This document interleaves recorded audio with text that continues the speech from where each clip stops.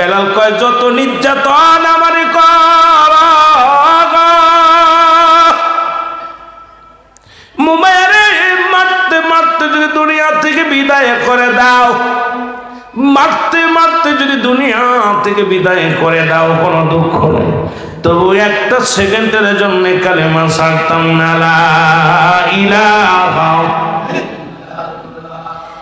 লা ইলাহা লা ইলাহা ইল্লাল্লাহু সাল্লাল্লাহু আলাইহি ওয়াসাল্লাম। বেলাল অজরনারে কান্দে, বেলালকে প্রহার শুরু হয়ে গেল। বেলালের পেটে খাবার নাই, বেলাল অনাহারে আছে কয়েকটা দিন। বেলালকে এমন মারা শুরু করলো চাবুকের বাড়ি, বেলালের গায়ের মধ্যে দেয়। বেলাল কান্দে ডাকতে কয় রব্বে কারীম, হাজারো দুঃখ হাজারো কষ্ট আমি সহ্য করে নিব, শুধু তুমি আমার জবান থেকে কালেমা সরায়ও না। বেলালকে মারতে মারতে উত্তপ্ত বালুর উপরে ফেলে রাখলো। ঘোড়া তেজি ঘোড়ার পিছনে বান্ধে এক বেলালকে পুরো মরু প্রান্তরে ঘোরানো হলো। বেলাল তবুও কালেমা ছাড়ে নাই। বেলালের গা দিয়ে রক্ত ছড়ে রে, বেলালের গায়ের গোশতগুলো কত কষ্টগুলো কষ্টের মধ্যে দাগ হয়ে যায়, কত রক্ত ঝরে গোশত গায়ের মধ্য দিয়ে। বেলাল শুধু কান্দে আর বলে আল্লাহ, হাজার যদি কষ্ট হয় যেন কালেমা না ছাড়ি, যেন জবান থেকে কালেমা না চলে যায়। বোমায়া ডাক দি বলে রাখালিরা রে, বেলালের হাতে পায়ের মধ্যে রশি বান্ধা, যতক্ষণ পর্যন্ত বেলালের জবান থেকে কালেমা না যায়, যতক্ষণ পর্যন্ত বেলালের জবান থেকে কালেমা দূর না হয়, ওর বুকের উপরে একখানা পাথর চাপা দিয়ে রাখো। বেলালের হাতে পায়ের মধ্যে রশি বাঁধা হলো, হাতে পায়ের মধ্যে রশি বাঁধিয়া বুকের পরে একখানা পাথর রাখা হলো। বেলাল জমিনের মধ্যে শুধু কান্দে, আহাদ আহাদ, জোরে জোরে চিল্লায় বলা যাবে না, জোরে জোরে চিল্লায় বলা যাবে না আল্লাহু আকবার। হযরত বেলাল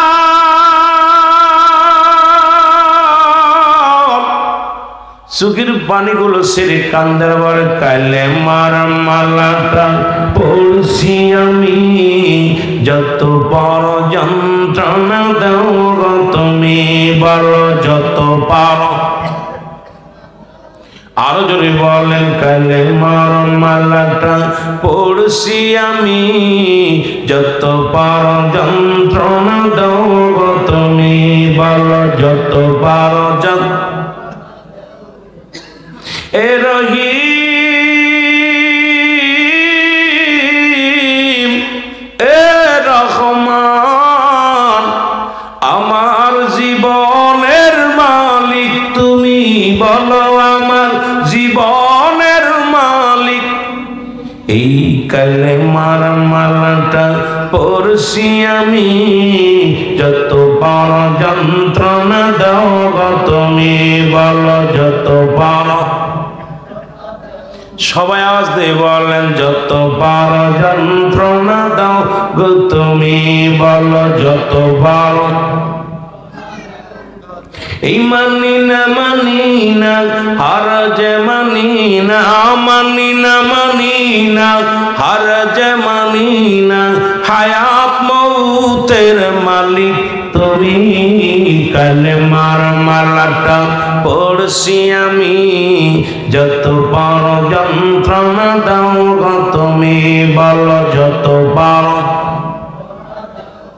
একটু জোরে জোরে বলা যাবে না? কালেমার মালাটা পড়ছি আমি, যত বড় যন্ত্রণা দাও গো তুমি বলো যত বড়। এ রহিম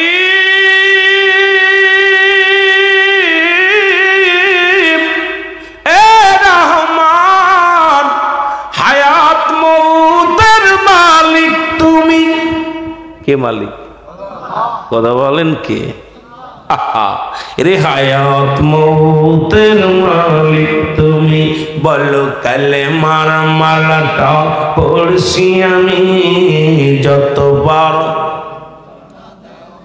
আরো জোরে বলেন, যতবার যন্ত্রণা দাও গো তুমি, বলো যতবার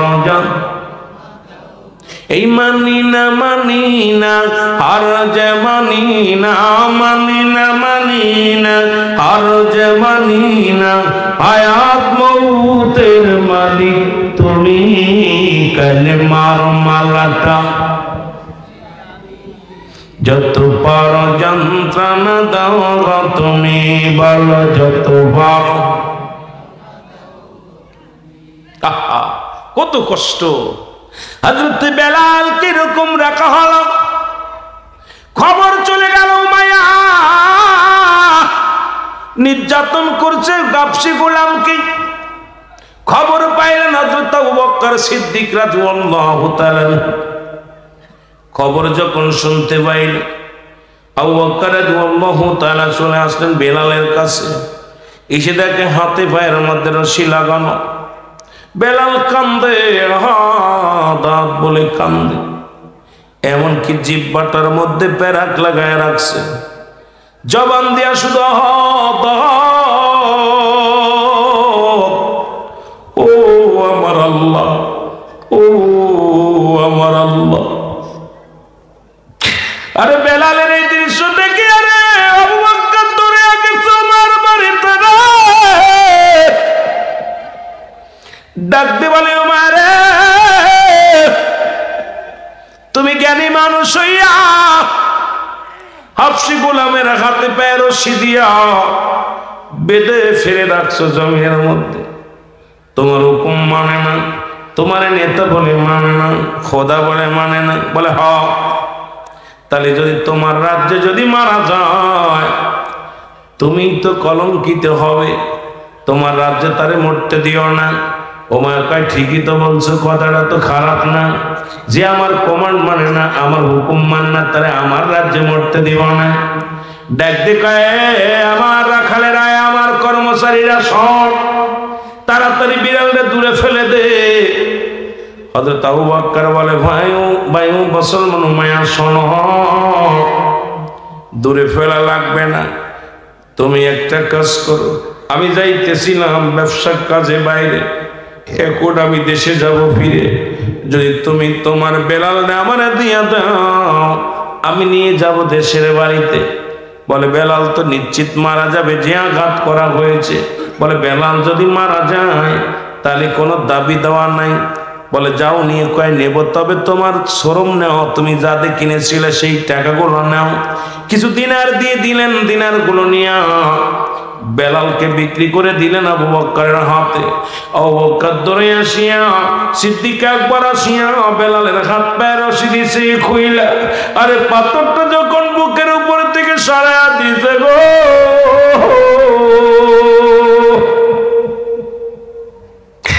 বেলাল একটা আওয়াজ দিলে, একটু জোরে শ্বাস নিঃশ্বাস নিয়ে বলে, লা ইলাহা ইল্লাল্লাহু মুহাম্মাদুর রাসূলুল্লাহ।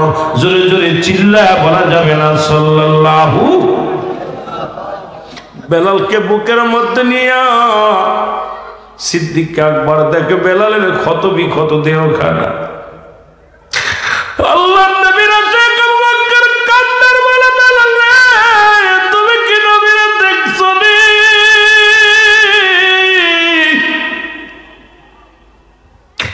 আরে আমি আলাম আমার নবীর প্রিয় সাহাবী আবু বকর সিদ্দিক রাদিয়াল্লাহু তাআলা আনহু। জোরে বলা যাবেন আল্লাহু আকবার। বেলাল রে তুমি কি আমার নবীরে দেখছো? বেলাল বলে না। তবে এত পাগল কেন রে বেলাল? বলে আমি কেন পাগল? সারা পৃথিবী যিনি বানাইছে তার জন্য আমি পাগল, আর ওই যিনি বানাইলেন তারে পাওয়ার ঠিকানা হলো নূরের নবী রাহমাতুল লিল আলামিন। জোরে জোরে চিল্লায়া বলা যাবে না সুবহানাল্লাহ। বেলালকে কষ্ট করে নিয়ে গেলেন রাসূলুল্লাহ দরবারে নিয়ে গেলেন। নবীজির দরবারে নিয়ে যায় বেলালকে খাড়া করলেন। নবীজি কামরার ভিতর থেকে বাইরে আসলেন। আমার নবীরে যায় বলেন, আবু বকর সিদ্দিক রাদিয়াল্লাহু তাআলা আনহু যায় বলেন, নবী গো, এমন একজন আশিক আপনার কদমের মধ্যে আছে, যিনি আপনাকে পাওয়ার জন্য খানা ছেড়ে দিছে, জীবনের মায়া ছেড়ে দিছে। এমন একজন আশিককে আমি আপনার কদমের মধ্যে হাজির করেছি। নবী বলে, নিয়ে আসো আমার কদমের মধ্যে। ওরে রাসূলের কাছে যখন গেছে, বেলাল যায় নবীর কদমের মধ্যে পড়ে গেছে।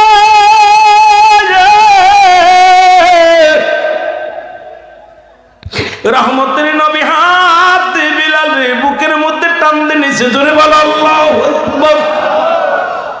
রহমতের নবী যখন বেলাল রাদিয়াল্লাহু তাআলা কি বুকের ভিতরে টান দিয়ে নিছে, রাসূল হাতের দিকে তাকায় দেখে, গায়ের মধ্যে তাকিয়ে দেখে গায়েটা ভরা রক্ত।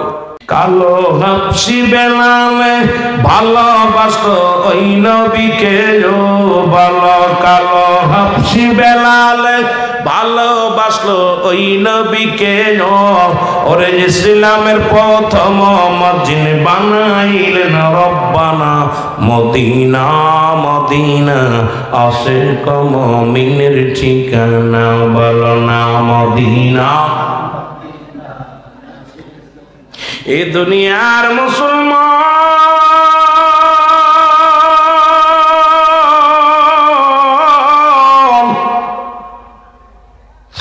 ডাকতে বলে, ওমারে আমি কোন কবিতা পড়ি না, আমি এমন একটা মধুর কালেমা পড়েছি রে উমাইয়া, যেটা পড়লে আমি শান্তি পাই, যেটা পড়লে আমার মন ঠান্ডা হয়ে যায়।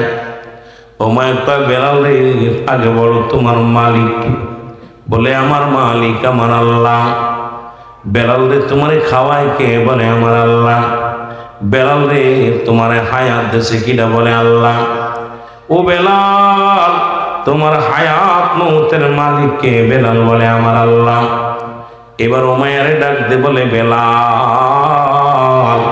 উমাইয়া বলে, বেলাল রে সব কিছুর মালিক হইলাম আমি,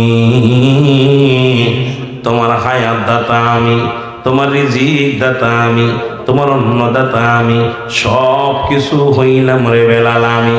বেলাল বলে, হুজুর আপনার মালিক কে? আমার মালিক আমি নিজে।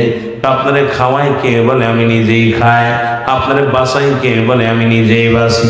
আরে বেলাল ডাকতে বলে, ও মায়া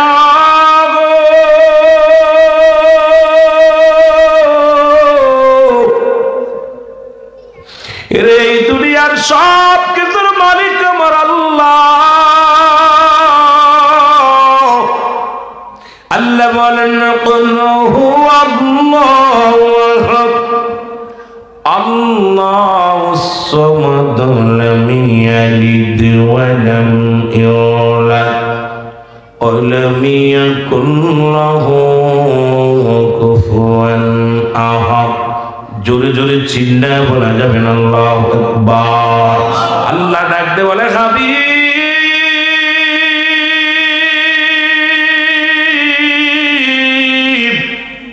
আপনি বলে দেন আমি আল্লাহ। আল্লাহ কয়জন? একটু জোরে বলা যাবে না কয়জন? আল্লাহ কয়, বান্দা আমি আল্লাহ এক। আমি কাউরে জন্ম দিই নাই, কারো থেকে জন্ম নিই নাই। বেলালও বুঝতে পারছে আল্লাহর কোনো আওলাদ নাই, আল্লাহর কোনো বংশ নাই, আল্লাহর কোনো আপনজন নাই।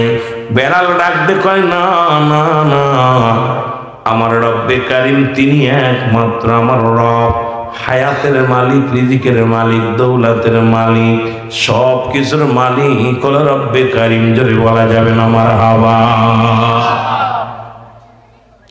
এরে আল্লাহ কয়, বান্দা আমি আল্লাহ কাউরে জন্ম দিই নাই, কারো থেকে জন্ম নিই নাই। এই আসমান জমিনের মধ্যে আমার সমতুল্য সমকক্ষ কেউ নয়। সারা পৃথিবীর আমার মুকাফিকি, সারা কুল কায়নাত আমার মুকাফিকি, আমি কারোর মুকাফিকি নাই। সুতরাং আপনি আমি তো অন্যের মুকাফিকি হয়ে গেছি, কিন্তু রব্বে কারিম কারোর মুকাফিকি নাই। তিনি এক অদ্বিতীয় নাই। জোরে বলেন ঠিক কি না?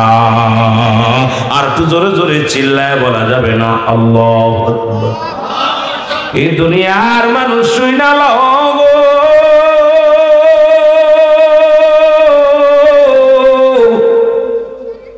ওমায়া বলে বেলাল রে কালেমা ছেড়ে দাও, লা ইলাহা নাই কোন ইলাহ ইল্লাল্লাহু কাল্লা ছাড়া, আল্লাহ ছাড়া কোনো গতি নাই।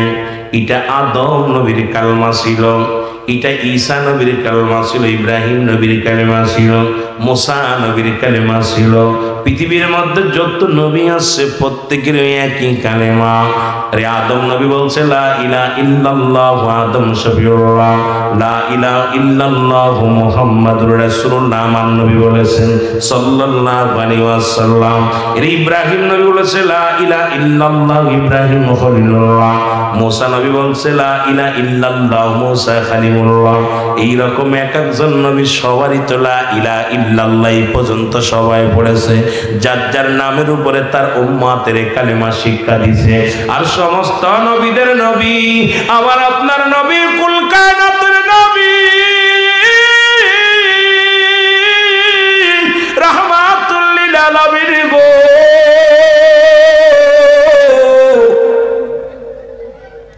যিনি হলো নবীদের নবী, আসমান জমিনের নবী, যার কোনো তুলনা হয় না, যার কোনো প্রশংসা করে শেষ করা সম্ভব নয়। এই নবীর উম্মত হতে পেরে আমরা বড় ধন্য। জোরে বলেন ঠিক কি না? আর একটু জোরে জোরে চিল্লায় বলা যাবে আল্লাহু আকবার। এই দুনিয়ার মুসলমান শোনে না, যে কথাগুলো আমি বলি দিলের কান্ডা লাগে শোনো। হযরত বেলালকে ডাকতে বলে, বেলাল,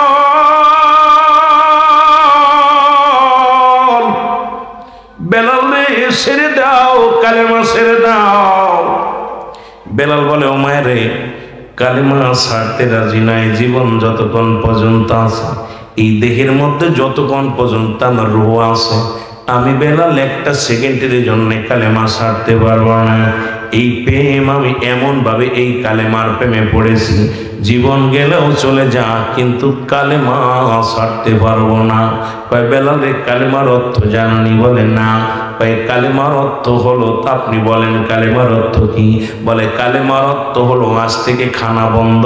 জোরে জোরে চিল্লায় বলা যাবে না আমার হাওয়া? বেলাল ডাকতে কয় হুজুর মায়া শোনো শোনো গো, যদি কালেমার অর্থ খানা বন্ধ হয়, দিলাম খানা ছেড়ে লাগবে না খানা। খাবারের মালিক কে? আর একটু জোরে বলেন খানোর মালিক কে? পৃথিবীর কোন ব্যক্তিকেও খাওয়াইতে পারে না, আপনি কাউকে খাওয়াইতে পারেন না, কোন মাকলুকাতকে খাওয়াইতে পারে না। এ মুসলমান শোনো, পৃথিবীর কোন নবীগণ খাওয়াইতে পারে নাই, কোন অলিগণ খাওয়াইতে পারে নাই, কোন মানুষ পারে না। কারণ এই খাদ্য খাবারের মালিক, রিজিক দৌলতের মালিক হলো আমার আল্লাহ। আর একটু জোরে জোরে চিল্লায় বলা যাবে না সুবহানাল্লাহ?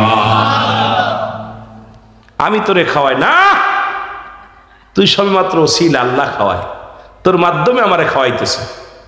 জোরে কোন ঠিক? আমি তোর অন্নদাতা। তুই অন্নদাতা না, তুই আমাকে, আমার অন্নদাতা আমার মালিক, তোর মাধ্যমে আমার মালিক আমারে খাওয়াইতেছে। আমিন বলেন, আমিন বলেন। আমার ভাইরা, আমার বন্ধুরা, আমার বেলাল খানা বন্ধ করে দিছে। আরো জোরে জোরে স্পিড বেড়ে গেছে। বেলাল জিকির করে ইল্লাল্লাহ, ও ইল্লাল্লাহ, লা ইলাহা, জোরে বলেন ইল্লাল্লাহ, লা ইলাহা। এত সুন্দর কালেমা পড়া শুরু করেছে। বেলাল কান্দে রে, সারাদিন অনাহারে থাকে। রাত্র যখন গভীর হয়ে যায়, বেলালের চোখগুলো বেয়ে বেয়ে পানি পড়ে, দাড়িগুলো ভিজে যায়। ছোট্ট বেলাল শুধু কান্দার বলে, রব্বি কারীম, আমার ভরসা কেবল তুমি। আল্লাহ, তুমি হায়াত মৌতের মালিক গো আল্লাহ। ডাকতে বলে, মালিক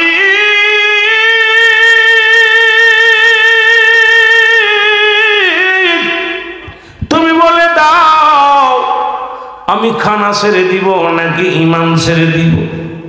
কি যেন ডাকতে বলে, বেলাল রে, যদি তুমি খানা ছেড়ে দাও খানা পাবে, কিন্তু ইমান ছেড়ে দিলে আল্লাহর জাহান্নামে যাবে। বেলাল কালেমা ছাড়ে না। খাবার কয়েকদিন পরে খবর আসলো উমাইয়া। উমাইয়া এবার ঘরের তলব করলেন। ডাকতে বলে, বেলাল তুমি কি কালেমা ছাড়ছনি? বলে না। বলে, বেলাল রে, কালেমার অর্থ জানোনি রে বেলাল? বেলাল বলে, আপনি তো বলছিলেন খানা বন্ধ, আজ কটা দিন হয়ে গেল খানা খাই না, আমি খানাও খাই না। কয়, বেলাল রে, কালেমার অর্থ শুনে নাও। কালেমার অর্থ হলো অমুসলমান, শুনে নাও। খানা বন্ধ, নির্যাতন, তোমার গায়ের উপরে নির্যাতন চালানো হবে। এই নির্যাতন যদি তুমি সহ্য করতে পারো, তাহলে তুমি বুঝতে পারবা কালেমা ধরার কি কষ্ট, কালেমাটা পড়ার কি কষ্ট। বেলাল কয়, যত নির্যাতন আমারই কর, মুমাইয়ারে মারতে মারতে যদি দুনিয়া থেকে বিদায় করে দাও, মারতে মারতে যদি দুনিয়া থেকে বিদায় করে দাও, কোনো দুঃখ নেই, তবু একটা সেকেন্ডের জন্য কালেমা ছাড়তাম না। লা ইলাহা লা ইলাহা লা ইলাহা ইল্লাল্লাহু সাল্লাল্লাহু আলাইহি ওয়াসাল্লাম। বেলাল অজরনারে কান্দে। বেলালকে প্রহার শুরু হয়ে গেল। বেলালের পেটে খাবার নাই, বেলাল অনাহারে আছে কয়েকটা দিন। বেলালকে এমন মারা শুরু করলো চাবুকের বাড়ি। বেলালের গায়ের মধ্যে দেয়। বেলাল কান্দে, ডাক দে, কয়, রব্বে কারীম, হাজারো দুঃখ হাজারো কষ্ট আমি সহ্য করে নিব, শুধু তুমি আমার জবান থেকে কালেমা সরায়ও না। বেলালকে মারতে মারতে উত্তপ্ত বালুর উপরে ফেলে রাখলো। ঘোড়া তেজি, ঘোড়ার পিছনে বান্ধে এক বেলালকে পুরো মরু প্রান্তরে ঘোরানো হলো। বেলাল তবুও কালেমা ছাড়ে নাই। বেলালের গা দিয়ে রক্ত ছড়ে। বেলালের গায়ের গোশতগুলো কত কষ্টগুলো কষ্টের মধ্যে দাগ হয়ে যায়, কত রক্ত ঝরে গোশত গায়ের মধ্য দিয়ে। বেলাল শুধু কান্দে আর বলে, আল্লাহ, হাজারো যদি কষ্ট হয়, যেন কালেমা না ছাড়ি, যেন জবান থেকে কালেমা না চলে যায়। উমাইয়া ডাক দিয়ে বলে, রাখালিরা রে, বেলালের হাতে পায়ের মধ্যে রশি বান্ধা, যতক্ষণ পর্যন্ত বেলালের জবান থেকে কালেমা না যায়, যতক্ষণ পর্যন্ত বেলালের জবান থেকে কালেমা দূর না হয়, ওর বুকের উপরে একখানা পাথর চাপা দিয়ে রাখো। বেলালের হাতে পায়ের মধ্যে রশি বাঁধা হলো। হাতে পায়ের মধ্যে রশি বাঁধিয়া বুকের পরে একখানা পাথর রাখা হলো। বেলাল জমিনের মধ্যে শুধু কান্দে, আহাদ আহাদ। জোরে জোরে চিল্লায় বলা যাবে না, জোরে জোরে চিল্লায় বলা যাবে না, আল্লাহু আকবার। হযরত বেলাল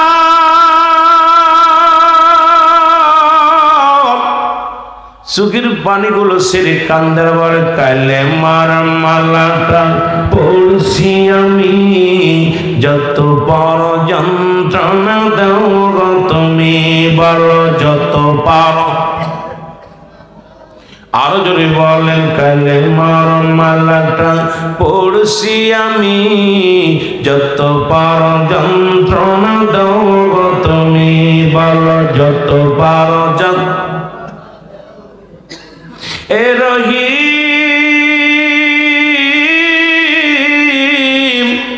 এ রহমান, আমার জীবনের মালিক তুমি, বলো আমার জীবনের মালিক। এই কালেমার মালাটা পড়ছি আমি, যত বড় যন্ত্রণা দাও গো তুমি, বলো যত বড়। সবাই আওয়াজ দিয়ে বলেন যত বড় যন্ত্রণা দাও গো তুমি, বলো যত বড়। এই মানি না হার যে মানি না, মানি না হার যে মানি না, হায়াত মৌতের মালিক তুমি। কালেমার মালাটা পড়ছি আমি, যত বড় যন্ত্রণা দাও গো তুমি, বলো যত বড়। একটু জোরে জোরে বলা যাবে না? কালেমার মালাটা পড়ছি আমি, যত বড় যন্ত্রণা দাও গো তুমি, বলো যত বড়। এ রহিম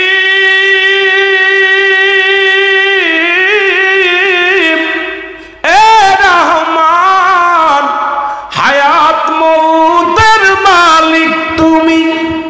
কে মালিক? কথা বলেন কে? রে হায়াত মৌতের মালিক তুমি, বলো কালেমার মালাটা পড়ছি আমি, যত বড়। আরো জোরে বলেন যত বড় যন্ত্রণা দাও গো তুমি, বলো যত বড় যন্ত্রণা। এই মানি না আর যে মানি না, মানি না আর যে মানি না, হায়াত মৌতের মালিক তুমি। কালেমার মালাটা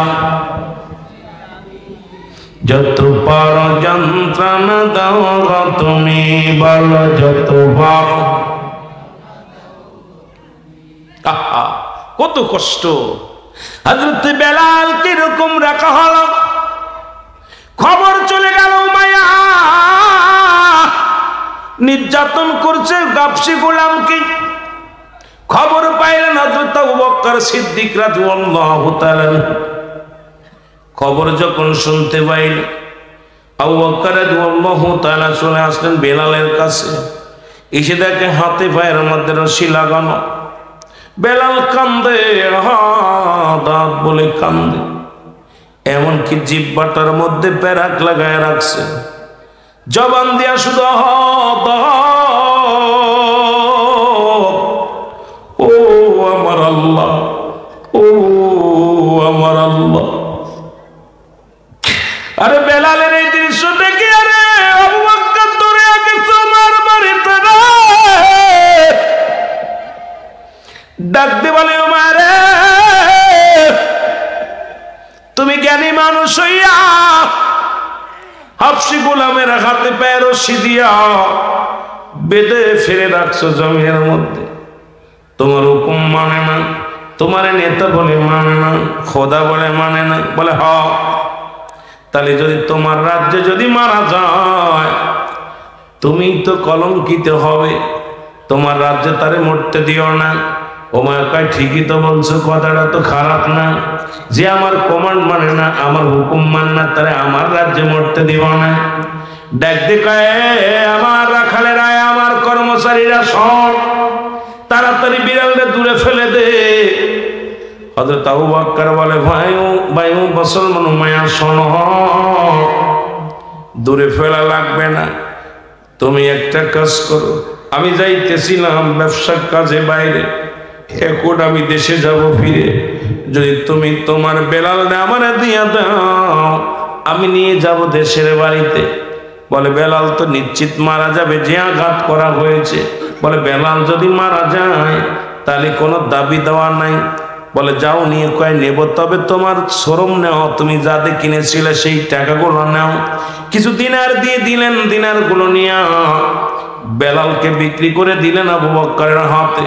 আবু বকর ধরে আসিয়া সিদ্দিক আকবর আসিয়া বেলালের হাত পায়ের রশি দিছে খুইলা, আরে পাথরটা যখন বুকের উপর থেকে সরায়া দিছে গো,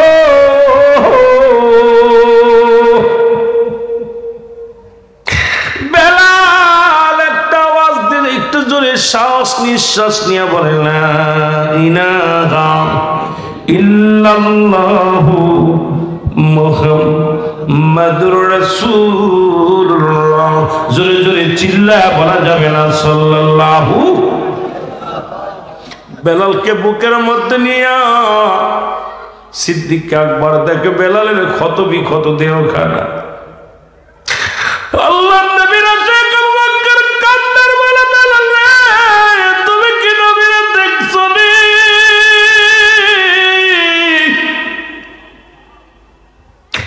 আরে আমি আলাম আমার নবীর প্রিয় সাহাবী আবু বকর সিদ্দিক রাদিয়াল্লাহু তাআলা আনহু। জোরে বলা যাবেন আল্লাহু আকবার।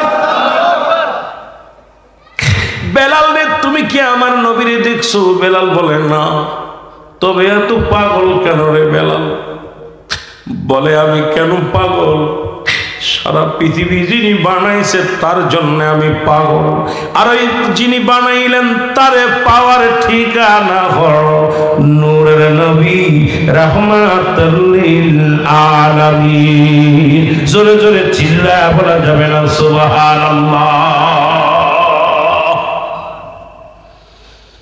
বেলালকে কষ্ট করে নিয়ে গেলেন গাড়ি করে, রাসূলুল্লাহ দরবারে নিয়ে গেলেন।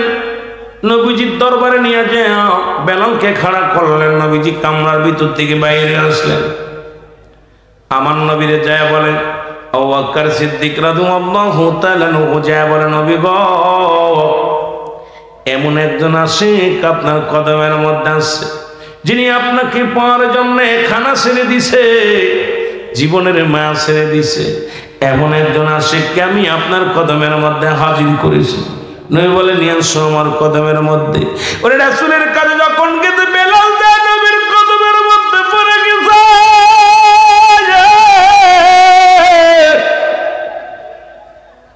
রহমতের নবী হাত দিয়ে বেলালের বুকের মধ্যে টান দিয়ে নিচে, জোরে বলো আল্লাহু আকবার।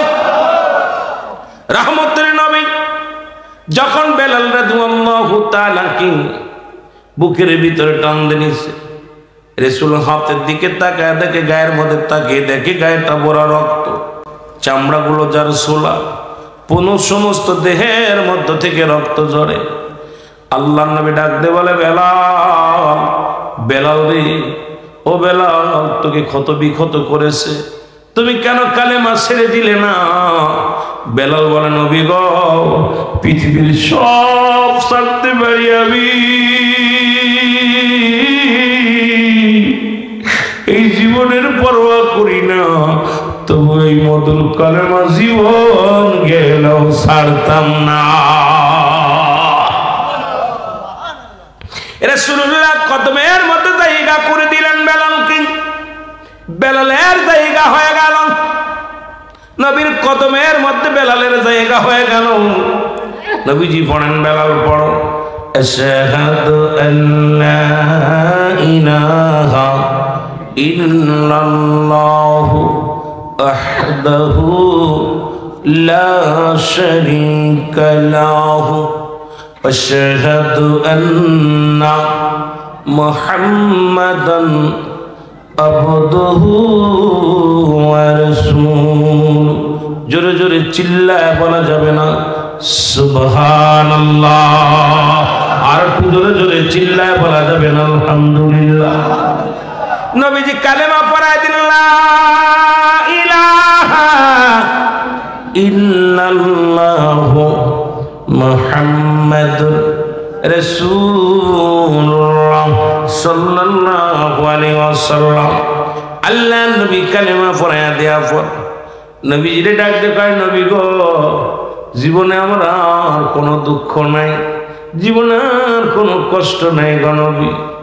আপনার কদম মোবারক আমি বেলাল যখন শুয়েছি আপনার কদমের মধ্যে যখন আমি এসেছি নবী, নবী গো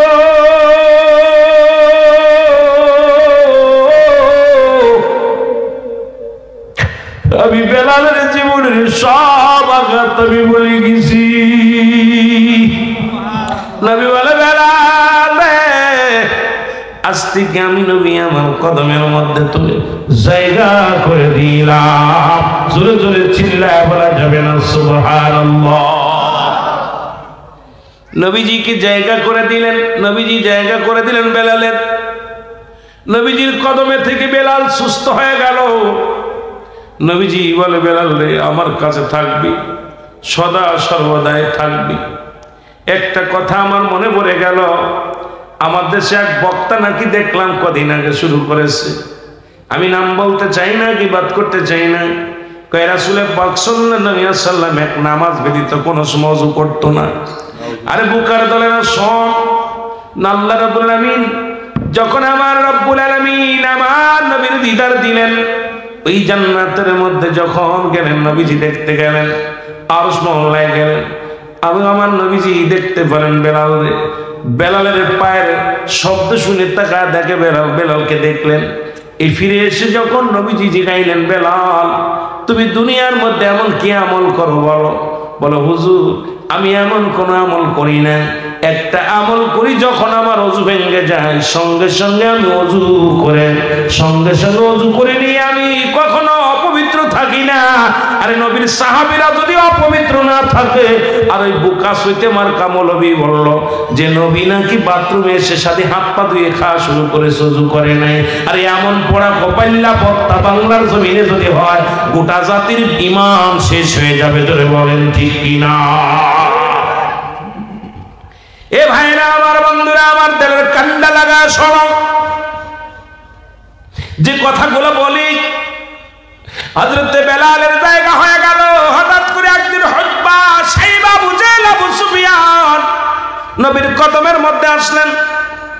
নবীজি দাওয়াত দিলেন, দাওয়াত পেয়ে এই সমস্ত নেতারা আসলেন। নেতারা এসে দেখে রাসূলুল্লাহর পাশে হযরতে বেলাল বসে আছে। সুবহানাল্লাহ।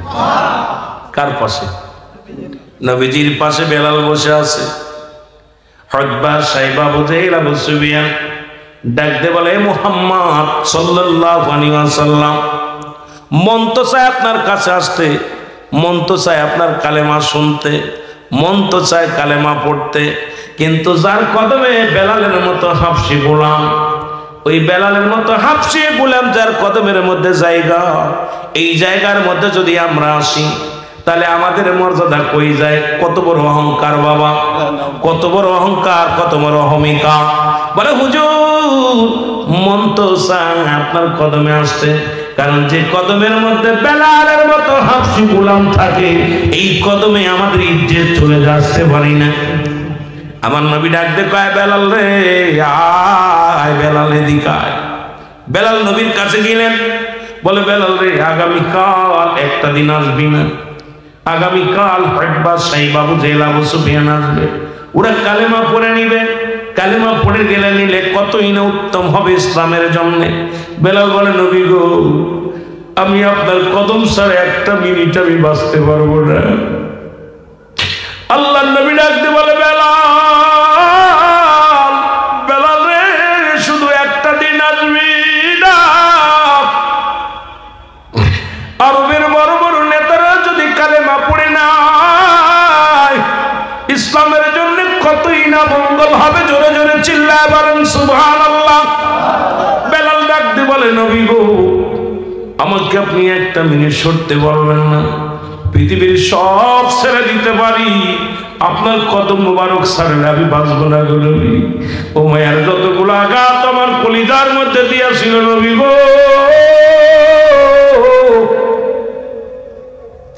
উমায়ের ওই বাচ্চা বুকের বাড়ি, উমায়ের ওই নির্যাতন নবী গো, আপনার কদমের মধ্যে সে সব আমি ভুলে গেছি নবী গো, আমি আপনার কদম ছাড়া একটা মিনিট থাকতে পারবো না। আমার নবী বলে শুধু একটা দিন, আগামী দিন থাকবি না, পরের দিন তো আবার আসবি। বেলাল কাঁদতে কাঁদতে বাইরে হয়ে যায়, ডাকতে বলে রব্বে কারীম মানুষের হাতে যদি হায়াত থাকতো, দুনিয়ার মানুষগুলো আমারে হায়াত দিত না, কারণ ধনীরা হায়াত গুলো কিনে কিনে বস্তা ভরে রাখতো। আপনার গ্রামে যত ধনী আছে দেখবেন বাবারা, এই গরিব মানুষ না খেয়ে মরে, ধনীদের গোডাউন ভরা চাউল, গোডাউন ভরা ধান, গোডাউন ভরা মালামাল কিনে রাখছে। আমরা গরিব মানুষগুলো অসহায় হয়ে গেছি তাদের কাছে। এই রকম যদি হায়াত কিনা বেচা হতো, আমার দেশের ধনী এমপি মন্ত্রীরা মা বাবার জন্য বস্তা বস্তা হায়াত কিনে রাখতো। জোরে বলেন ঠিক কিনা? হযরত বেলাল বলে, আল্লাহ তোমার হাতে যদি হায়াত না থাকতো, দুনিয়ার মানুষ আমার হায়াত দিত না। আমি আফসি গোলাম। আল্লাহ দুনিয়ার মধ্যে যদি মানুষের হাতে যদি মাবুদ ঈমান থাকতো, কোনো মানুষ আমার ঈমান দিত না, কারণ আফসি গোলাম, আমার মতো নিগ্রহ হাফসি গোলাম কেউ কি ঈমান দিত না। আল্লাহ ঈমান আপনার হাতে বিলে আমি বেলাল ঈমান পেয়েছি। আল্লাহ আমি যে রাসূলের কদম ছাড়া বাঁচতে পারি না, আমি যে রাসূলুল্লাহর কদম ছাড়া বাঁচবো না। আল্লাহ আমি বেলাল কোথায় যাই, কি করি, কি করবো আমি কিছু বুঝি না। তুমি বলে দাও, আমি বেলাল তো সহ্য করতে পারি না।